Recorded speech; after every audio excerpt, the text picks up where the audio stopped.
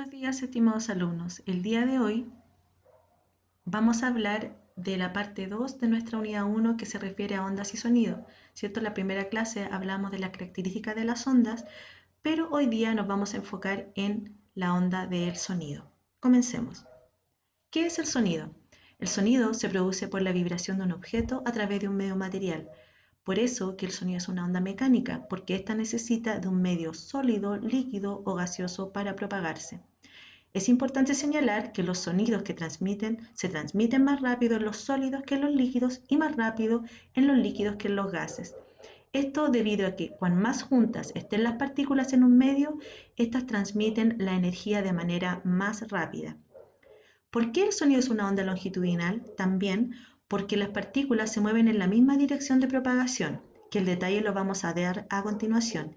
Y también el sonido es una onda tridimensional porque necesita del espacio básico para transmitir. Como lo decíamos delante, la onda del sonido es una onda longitudinal. ¿Por qué? Porque las moléculas de aire cercanas a las fuentes sonoras vibran. Esta vibración se transmite como una sucesión de compresiones y descompresiones a las que llamamos rarefacciones. Por esta razón, el sonido es una onda longitudinal. Acá el sonido está expresada mediante una onda periódica. Ya también es una onda periódica el sonido. Si ustedes se fijan en esta curva sinusoidal, miren, aquí estamos escuchando quizá unos perritos que están ladrando, ¿cierto? Como base. Pero bueno, volvamos. Tenemos una onda periódica que nos representa la onda del sonido como una curva sinusoidal.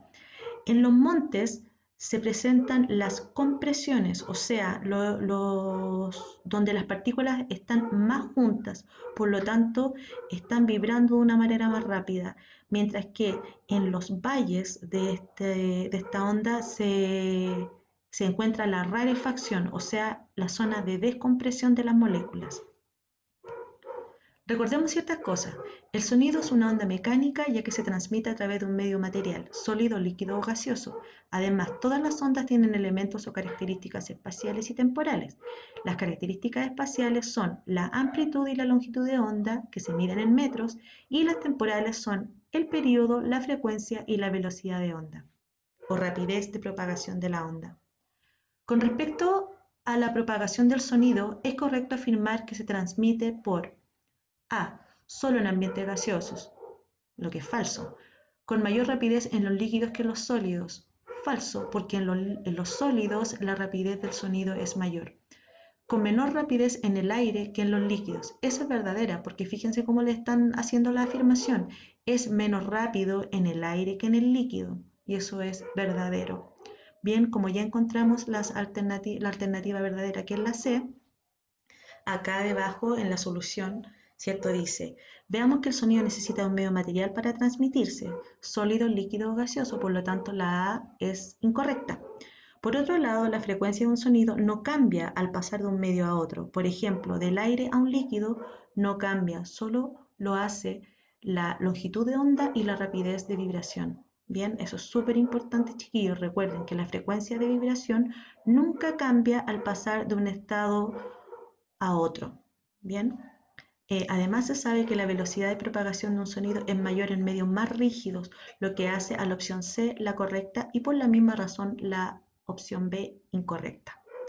Bien, características del sonido. El sonido tiene tres características que lo identifican. Estas son el tono, la intensidad y el timbre. El tono se relaciona directamente con la frecuencia de vibración y si el sonido es agudo o grave. O sea, a mayor frecuencia el sonido será agudo y a menor frecuencia el sonido será grave. La intensidad del sonido se relaciona directamente con la amplitud de vibración, o sea, con una característica espacial de la onda. Si el sonido es fuerte, tiene una amplitud grande, o sea, es un volumen alto, o débil si la amplitud es pequeña, bien, que sería un volumen bajo. El timbre es lo que caracteriza a cada sonido, ¿ya? O es el sonido que posee cada individuo. Por ejemplo, se relaciona con la composición armónica del objeto emisor, ya que nos permite diferenciar las voces de cada integrante de nuestra familia o diferenciar el sonido de un perro o un gato o diferenciar el sonido de una batería y un piano. Comencemos con, con los elementos o características del sonido. El tono se relaciona con la frecuencia de vibración. Acá tenemos un sonido agudo que, como su gráfica lo representa, tiene mayor frecuencia de vibración que el sonido grave. El sonido agudo, que está con la curva sinusoidal de color fucsia, ¿cierto?, tiene mayor frecuencia de vibración que esta onda que está representada con color azul. Bien, la primera entonces nos representaría un sonido agudo, como el sonido de un pollito, ¿cierto?, por decirlo de alguna manera, y la otra sería el sonido grave. Bien, por ejemplo, del sonido de estos, del perro, por ejemplo, el perro tiene un sonido grave. Físicamente, la frecuencia de un sonido agudo es mayor en relación a un sonido grave, tal como se muestran en los gráficos que recién identificamos. De acuerdo a las siguientes ondas, ¿cuál de ellas representa el sonido más grave? La respuesta es la A, ya que es la que presenta menor frecuencia de vibración. Si nos fijamos en las magnitudes, la onda A tiene una frecuencia de 110 Hz, la frecuencia de la onda B es de 220 Hz, la onda C tiene una frecuencia de 440 Hz y la onda D tiene una frecuencia de vibración de 880 Hz. Entonces, solamente comparando las magnitudes de frecuencia, la onda A es la que posee menor frecuencia con una magnitud de 110 Hz. Por tanto, representaría una onda con el sonido más grave. Por lo contrario, sería entonces la onda que representaría el sonido más agudo es la onda D. Bien, si percibimos o observamos su comportamiento, la frecuencia es mucho, mucho mayor en el mismo tiempo que está analizada la onda A, ¿cierto? Tiene mayor frecuencia, por lo tanto es un sonido muy, muy agudo. La intensidad se relaciona con la amplitud de vibración. ¿Qué es lo que era la amplitud? Recordemos, la amplitud es la distancia que hay desde el punto de equilibrio, que acá está representada con la línea horizontal, ¿cierto?, y es la distancia que hay desde el punto de equilibrio a un monte o desde el punto de equilibrio a un valle. La intensidad corresponde a la energía transportada por unidad de tiempo y de superficie, por lo tanto es la característica que nos permite reconocer cuando un sonido es fuerte o débil. Bien, en esta onda, ¿cierto?, tiene una curva sinusoidal con una amplitud mucho mayor que esta onda que está acá. Fíjese la distancia que hay desde el punto de equilibrio al monte de esta onda comparado con el punto de equilibrio al monte de esta onda. Esta onda tiene una amplitud mucho más chiquita, por lo tanto representaría un sonido menos intenso, por lo tanto de menor volumen o débil. Mientras que la primera onda tiene una amplitud de vibración mucho más alta, ¿ya? Por lo tanto, sería un volumen alto, sería un volumen fuerte y por tanto transmitiría mayor energía que esta que está acá. Bien, el gráfico de una onda sonora intensa tiene mayor amplitud que una menos intensa, que es lo que estamos ahora hablando. Para cuantificar, para contar la intensidad del sonido, o sea, para contar la cantidad de volumen que tiene un sonido, se hizo una unidad de medición llamada decibel o decibelios, que se simboliza con esta dB. ¿Ya? Se considera que sobre los 70 decibeles ya existe contaminación acústica y el umbral del dolor de nuestros oídos es de 120 decibeles. En este recuadro que está acá hay unos distintos sonidos, ¿cierto?, con su nivel de sonoridad. Bien, el susurro de las hojas, 10 decibeles, el murmullo de voces, 20 decibeles. Mientras estoy haciendo este video, hay unos perritos que están ladrando, bien, y meten bastante bulla, ¿cierto? Por lo tanto, su sonido es fuerte, o sea, el sonido es intenso. Bien, eh, aquí dice el umbral del dolor 120 decibeles. Chiquillos, se dice que la contaminación acústica es cualquier sonido que supere los 70 decibeles. Bien, o sea, la esquina de una calle transitada ya genera contaminación acústica porque tiene 80 decibeles. El transporte subterráneo, el metro también, hay eh, mucho ruido, ¿cierto? Mucha bulla, o el sonido es muy fuerte en el metro. Y nuestro umbral de dolor es de 120 decibeles. Entonces, desde los 120 ya nos empieza a doler la cabeza, ¿cierto? Nos alteran los sonidos demasiado fuertes. Motor de propulsión, fíjense, de 140 a 160. Los, los, los sonidos de los motores de las motos son muy desagradables, ¿bien?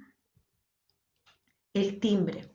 El timbre se relaciona con la composición armónica de los sonidos, o sea, es nuestro código de barra, es lo que nos identifica la voz de nuestra madre, de nuestros hermanos, de nuestros hijos, ¿cierto? Lo que identifica el sonido de un perro con el de un gato, lo que identifica el sonido de una trompeta con el sonido de un violín. Bien, este timbre es lo que nos identifica como individuos, como objeto o fuente emisora. Se relaciona con la composición armónica del objeto emisor. Por ejemplo, el diapasón tiene una composición armónica perfecta. ¿Ya? Esto es una curva sinusoidal perfecta. El clarinete también tiene una onda periódica porque fíjense que tiene un patrón. Este patrón se repite. Fíjense, vamos acá, llegamos aquí y comenzamos de nuevo. Y es con el mismo patrón, siempre el mismo patrón, pero es distinta a la onda del diapasón. La onda del clarinete también tiene un patrón distinto al del oboe. Bien, miren, fíjense. Se repite, o sea, esta es una onda periódica, pero es distinta a esta onda periódica. ¿Por qué? Porque tienen sus timbres distintos. Ejemplo, ¿cómo es el tono y la intensidad de un gato comparado con el de un perro? El gato posee un tono agudo e intenso. Falso, sí, tiene un tono agudo, pero su intensidad es baja. No es intensa, es poco intenso. El perro tiene un tono grave y sin intensidad. Falso, porque si bien tiene un tono grave, es muy intenso. El ladrido de un perro es muy intenso. Alternativa B. El gato tiene un tono agudo y muy intenso. No, no es así. Lo acabamos de decir dentro de la alternativa A. El perro es grave. Ya. Pero como la primera afirmación es falsa, ya la descartamos. La alternativa C. El gato tiene un tono agudo y de menor intensidad. Esa afirmación es correcta, seguida por la afirmación del perro. Tiene un tono grave y de mayor intensidad. Toda la alternativa C es la correcta. Bien, continuamos. Rapidez del sonido. ¿Con qué rapidez se propaga el sonido?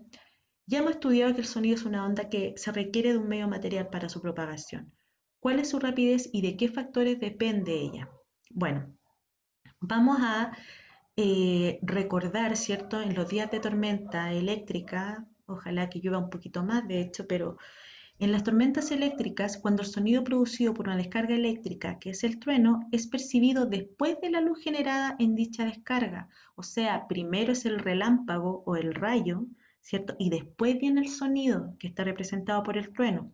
Esto se debe a que la luz o la imagen viaja mucho más rápido que el sonido. La luz es lo más rápido conocido y viaja a una rapidez de 300.000 kilómetros partido por segundo. En cambio, el sonido en condiciones ideales de 20 grados Celsius viaja a 340 metros partido por segundo, o sea, no hay comparación. La rapidez con la que se propaga el sonido depende de propiedades del medio donde esta onda se desplaza y son tres, recuérdenla, la elasticidad, la densidad y la temperatura del medio. En general, la velocidad del sonido es mayor en los sólidos que en los líquidos y a su vez es mayor en los líquidos que en los gases. Vamos a detenernos aquí, en esta parte que está acá. Dice, rapidez del sonido en algunos medios medida a 0 grados Celsius. Acá están los medios, acá está la cantidad de rapidez. El agua, que está en medio líquido, tiene una rapidez de 1402 metros partido por segundo. El aire, que está en medio gaseoso, tiene una rapidez de 331 metros partido por segundo. O sea, la rapidez del aire, de las ondas en el aire, es mucho más lenta que en el agua. Fíjense, de 330 a 1400. Es bastante la diferencia. El hierro, por ser un metal, ¿cierto? Fíjense que lo rápido que es en transmitirse, 5.190 metros partido por segundo. El granito, que también es como una especie de metal carbonizado, ¿cierto? Las partículas están muy juntas unas con otras y tiene una rapidez mucho más grande que el hierro de 5.400, ya lo supera.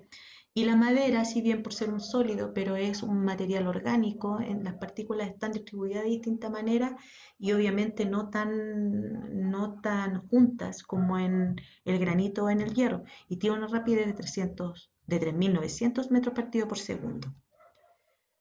Vamos ahora a algo más de la biología de nuestro cuerpo. ¿Cómo percibimos los sonidos? El sistema auditivo está compuesto por muchos órganos y nervios, los cuales permiten que la información llegue al cerebro y decodifique el sonido. El oído es un transductor mecanoeléctrico. El oído transforma una onda mecánica en una señal mediante impulsos nerviosos. Y el oído se divide en tres partes: en el oído externo, en el oído medio y en el oído interno. El oído externo está construido por una estructura llamada pabellón auricular.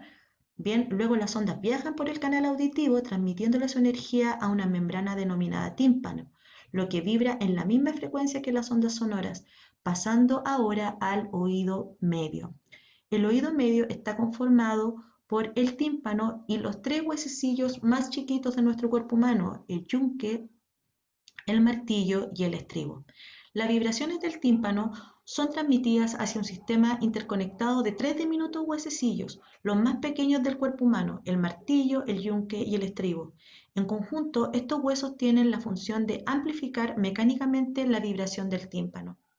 En el inicio del oído interno, ya que tiene que ver con la cóclea o caracol, ¿cierto? El estribo actúa como un pistón, empujando y tirando de la ventana oval, que es una membrana flexible del caracol o la cóclea, como les señalaba.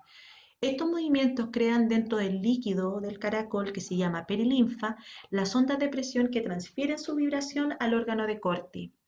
Y el órgano de Corti, ¿cierto?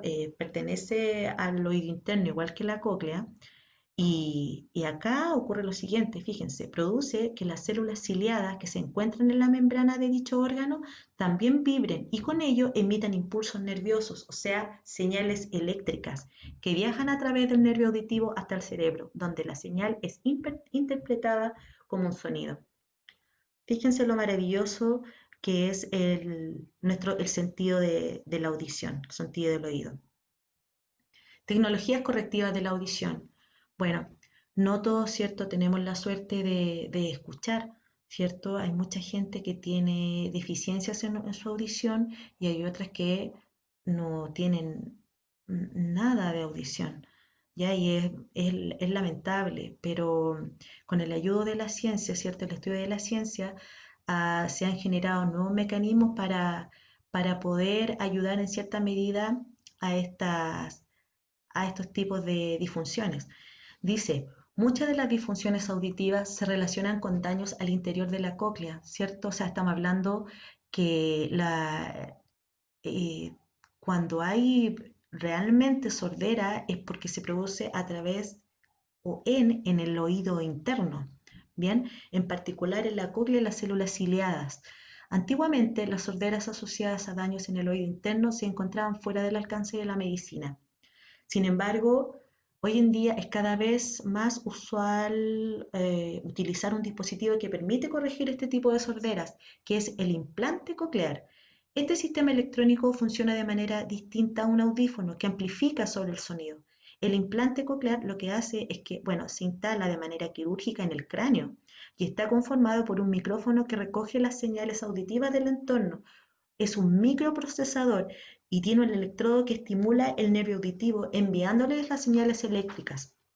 Para que este dispositivo resulte efectivo, debe ser implantado a edades tempranas, dado que el desarrollo de la audición es un proceso cognitivo asociado al aprendizaje. El espectro sonoro. Bueno, el espectro sonoro es lo que nosotros de repente nos preguntamos: ¿por qué los perros sienten los sismos antes que nosotros? ¿Por qué se ponen a ladrar antes que nosotros? ¿Por qué los bichitos o de repente las ratas, ¿cierto? Decían que sabían que venía un naufragio y se volvían locas, ¿cierto? Bueno, es porque todos los animales, ¿cierto? Tenemos distintos, porque somos animales, ¿cierto? Nosotros estamos dentro del reino animal. Todas las especies de animales tienen distintos espectros de frecuencia sonora. Ya todos oímos a distintas frecuencias y el espectro sonoro se divide en tres partes. La primera parte corresponde al infrasonido. ¿Qué significa el prefijo infra? Significa debajo de. ¿Y debajo de qué? Debajo de el rango de frecuencia de la audición humana. Ya, porque como nosotros somos los humanos, nosotros en base a nosotros enfocamos todo lo que conocemos. Entonces, la primera parte corresponde al infrasonido, o sea, todo lo que está debajo del espectro de audición humana. ¿Y qué es este rango? Este rango va desde los 0 hercios hasta los 20.000 hercios, o 20, perdón, desde los 0 hertz hasta los 20 hertz o hercios. Luego está el espectro auditivo, o sea, es el rango donde nosotros oímos, que va desde los 20 hertz hasta los 20.000 hertz o 20 kilohertz, si usted quiere. Y sobre este rango de frecuencia está el ultrasonido. ¿Ya? Ultra es sobre algo, sobre de, bien, o sea, sobre el sonido del espectro audible humano. Bien, eh, si hacemos un resumen, ¿cierto? La frecuencia sonora bajo el espectro auditivo humano se conoce como infrasonido. Los elefantes se escuchan en este rango, los rinocerontes, ya, o sea, todos los animales que tengan sus oídos muy separados en su cráneo son los que escuchan infrasonido, ya son los que perciben bajas frecuencias, ¿bien? Mientras que, por el contrario, los bichitos, los murciélagos, eh, todos los animalitos chicos, como su cráneo es más chiquitito y sus orejas están una muy cerca de la otra, ellos escuchan frecuencias muy, muy grandes, ya, o sea, ellos escuchan ultrasonido. Y nosotros estamos al medio, ¿ya? Entonces, acá, si nos fijamos en este recuadro que está acá abajo, referido al delfín, dice, algunos cetáceos como los delfines emiten ondas ultrasónicas para captar a sus presas. Cuando una onda de ultrasonido es reflejada en una posible presa, refleja a ellos y se convierte en una imagen. Este sistema es conocido como ecolocalización, que también es usado por los murciélagos. Y acá, en este recuadro, están los rangos auditivos de la especie de animales. El perro escucha desde los 50 Hz hasta los 46.000 Hz. El gato desde los 30 Hz hasta los 50.000 Hz. El ratón, fíjense, desde los 1000 Hz hasta los 100.000 Hz.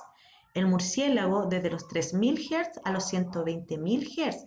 Y la tortuga, si bien tiene nuestro mínimo de frecuencia auditiva, igual que el de nosotros, de 20 Hz, no supera los 1000 Hz. En cambio, nosotros escuchamos hasta los 20.000 Hz.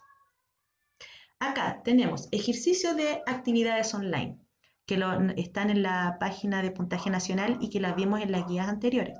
Dice, el sonido se produce por la vibración de un medio elástico que puede ser sólido, líquido o gaseoso. Ya lo sabemos porque el sonido es una onda mecánica. Bien, acá, ¿qué tipo de onda es el sonido? Mecánica longitudinal, ¿cierto? Pero además es periódica y además es tridimensional, recordémoslo siempre. La velocidad de propagación de un sonido en el aire es cercana a los 340 metros partido por segundo. Al entrar en el agua, la velocidad es aproximadamente de 1500 metros partido por segundo. Si un sonido posee una frecuencia de 200 Hz al ir por el aire, entonces, ¿cuál es su frecuencia al pasar del aire al agua? Ya. A ver, acá nos vamos a detener un poquitito. Primero, observemos la información que nos dan. Dice que la rapidez de propagación de sonido en el aire es de 340 metros partido por segundo. Ya lo habíamos señalado en las diapos anteriores. Dice, al entrar en el agua, la velocidad cambia a 1500 metros partido por segundo. Fíjense, en el aire, que está en el medio gaseoso, es de 340, mientras que cuando pasó a un estado líquido, aumentó su rapidez ya a 1500. Fíjense, aumentó mucho. Bien, por lo tanto, ¿Qué puedo decir? Que la velocidad del sonido aumenta en la medida en que las partículas están más juntas. Lo otro, habíamos señalado que la frecuencia de vibración jamás cambia, jamás. Dentro de los elementos temporales de una onda, que son el periodo, la frecuencia y la rapidez de propagación, la que cambia es la rapidez de propagación. Y dentro de las características espaciales, la que cambia es la longitud de vibración, cuando pasa de un medio a otro. ¿Bien? Pero no la frecuencia. Esto solamente era un distractor, ¿ya? De cambia de 340 a 1500. No, lo que cambió es la velocidad, no la frecuencia. Y me está preguntando cuál es la frecuencia. Por lo tanto, la frecuencia se mantiene. Aquí dice, la frecuencia no depende del medio por el cual se propaga. Su valor según la emisión de la fuente. En este caso, la frecuencia se mantiene, siempre se va a mantener, independiente que pase eh, de un estado a otro. Acá, de las siguientes ondas que se nombran a continuación, ¿cuál de ellas no corresponde a una onda electromagnética? La onda ultrasónica. Si todas las demás dependen de la luz y la luz es una onda electromagnética, recuérdenlo siempre. El sonido es una onda mecánica y todo lo que venga del espectro electromagnético tiene que ver con la luz. Y estas son las ondas de radio, las microondas, los rayos X, la luz visible, etc. Bien, la vimos en la primera clase. Después, aquí sale la explicación, ¿cierto? Lo que yo estoy diciendo. Son todas, en el espectro electromagnético están las ondas de radio, las ondas de microondas, el infrarrojo, la luz visible, el ultravioleta, los rayos X y los rayos gamma.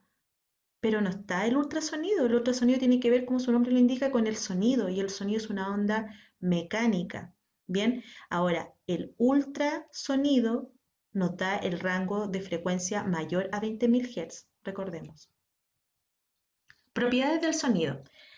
El sonido, como es una onda, comparte las mismas propiedades que todas las ondas, ¿ya? O sea, la reflexión, la refracción y la difracción. Pero en el caso del sonido también hay otro que se llama la absorción, que la vamos a ver a continuación.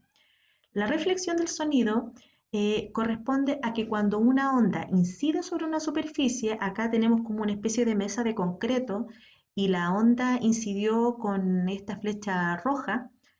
Parte de esa energía con la que viene esa onda queda atrapada en esta superficie de concreto, pero la otra parte sale reflejada, ¿bien? Y está aquí con esta flecha de color azul. Ahora, eh, es súper importante señalar que en la reflexión del sonido, el ángulo con el que llega a la superficie va a tener el mismo ángulo con la onda reflejada. ¿Y a qué se refiere aquí con la normal? Respecto a la normal. Llamamos la normal a una recta perpendicular a la superficie, o sea, es una recta que baja en un ángulo de 90 grados y solamente nos sirve como un patrón para poder calcular el ángulo incidente con respecto al ángulo reflejado. En la reflexión existen dos fenómenos que son el eco y la reverberación.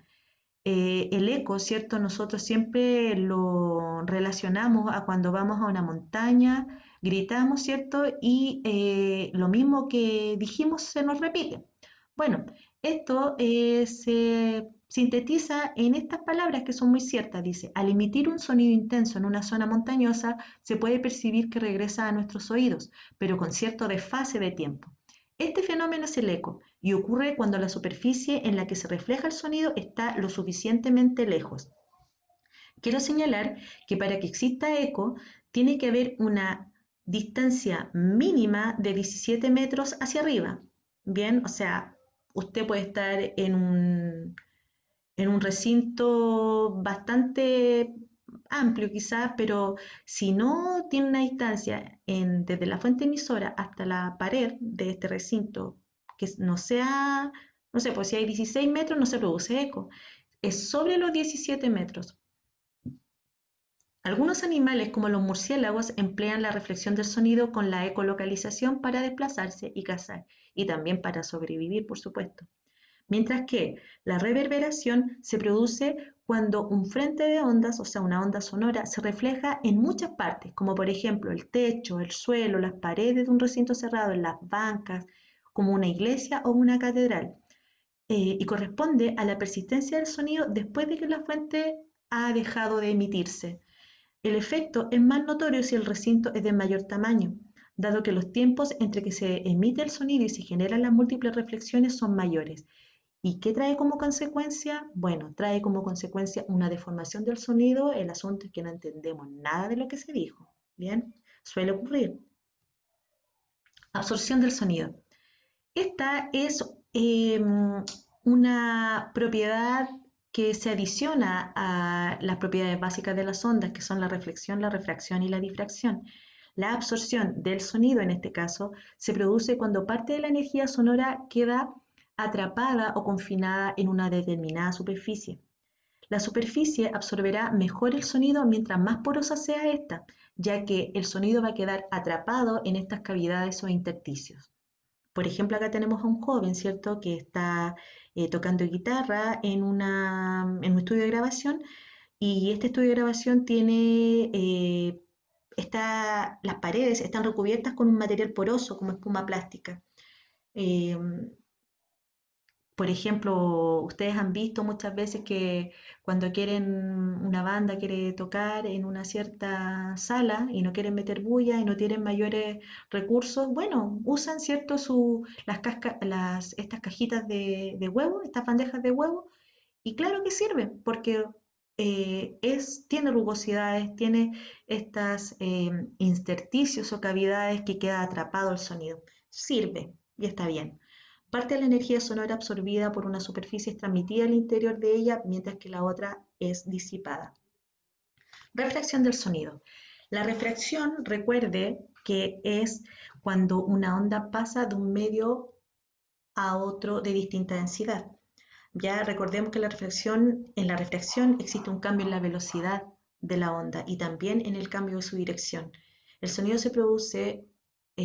el sonido, perdón, la refracción se produce cuando se atraviesa un medio cuya densidad cambia. Acá tenemos dos ejemplos. Por ejemplo, en un día caluroso, el sonido tiende a ascender debido a que el aire cerca de la superficie es más liviano, bien, menos denso. En el día frío, el sonido se desvía hacia abajo debido a que el aire eh, cerca de la superficie es más denso porque tiene menor temperatura, hay más frío.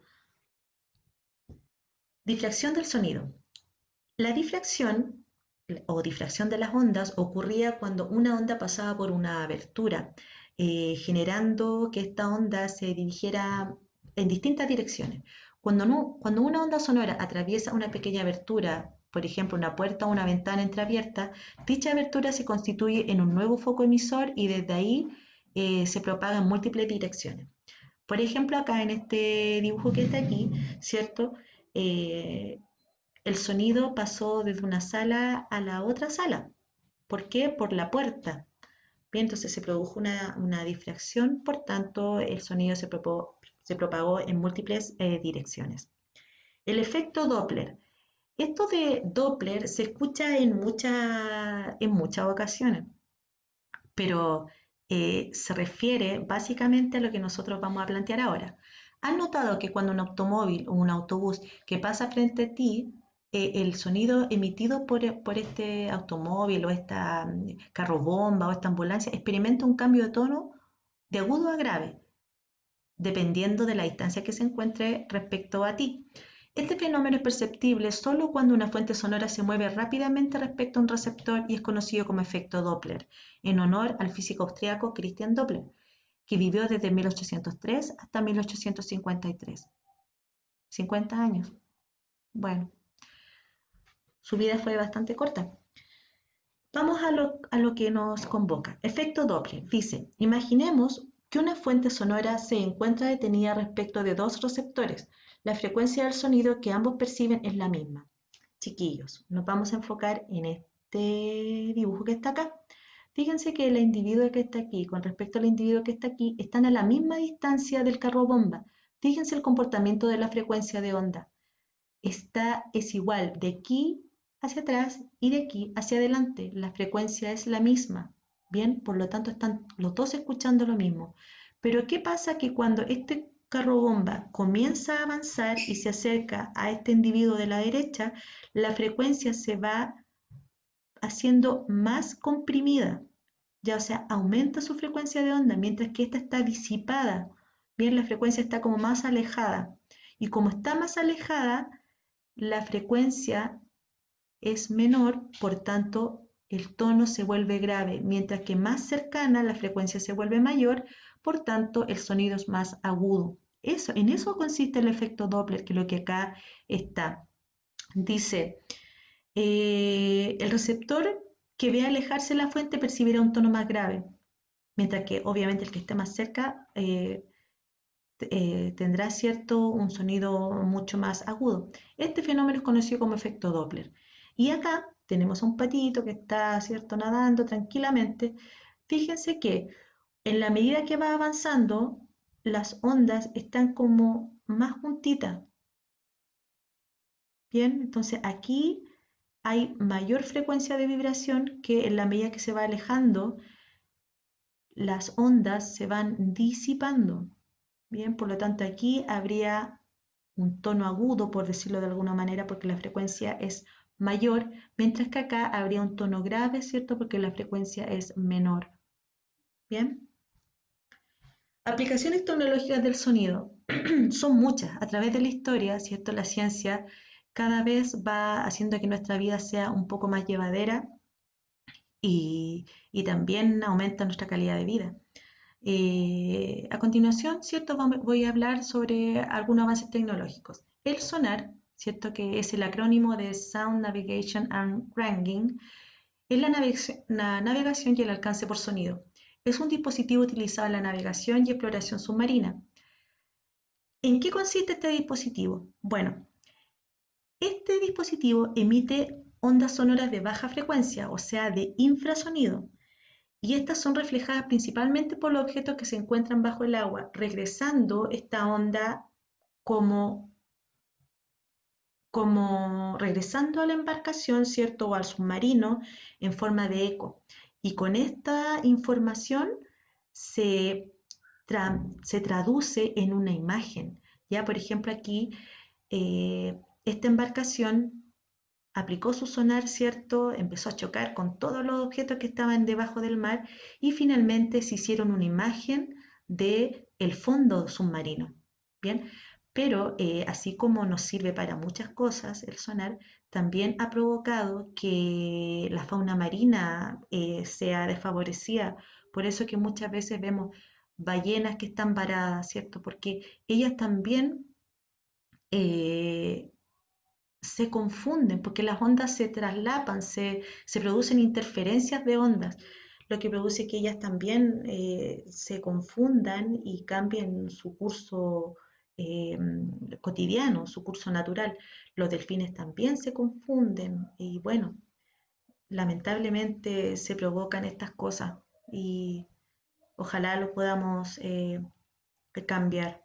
Bien, ojalá que la tecnología siga aumentando para no afectar a nuestra fauna que es tan importante y que nos hace eh, tan especiales dentro de nuestro sistema solar, ¿cierto? Somos una Tierra, un planeta maravilloso que tiene una cantidad de vida, pero infinita, que todavía no sabemos cuántas especies hay debajo del mar. Ya, o sea, nos falta mucho por conocer. Otras aplicaciones del ultrasonido son las aplicaciones médicas. Las terapias ultrasónicas son ampliamente utilizadas en la medicina.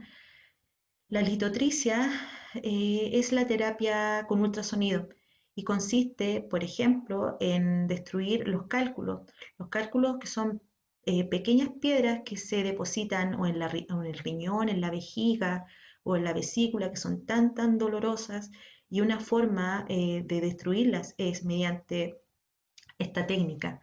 Otra forma es utilizada en el tratamiento de afecciones musculares o tendinitis. Acá, por ejemplo, está el doctor aplicando el ultrasonido a la pierna de una persona, ¿cierto? Para evitar estas afecciones musculares o de tendones, etcétera, en fisioterapia. El ecógrafo es un aparato transductor que permite transformar señales eléctricas en acústicas y viceversa, ¿cierto? Aquí también el sonido se está proyectando a través de imágenes, que es lo mismo que el sonar. Uno de los principales usos del ecógrafo es el seguimiento del desarrollo embrionario al interior de la madre, De esta forma se pueden detectar posibles malformaciones durante la gestación. Actualmente se obtienen imágenes en 3D y 4D al interior del cuerpo humano y nos permiten, mediante la ecografía Doppler, que son mucho más elaboradas, producir producir distintas tonalidades al movimiento de los fluidos del cuerpo humano. Por eso es que las huevitas se ven mucho más claritas cada vez. Aplicaciones industriales. Los ultrasonidos tienen importantes aplicaciones en la industria. Por ejemplo, ultrasonidos de baja intensidad se utilizan para detectar posibles fallas en el espesor de materiales sólidos.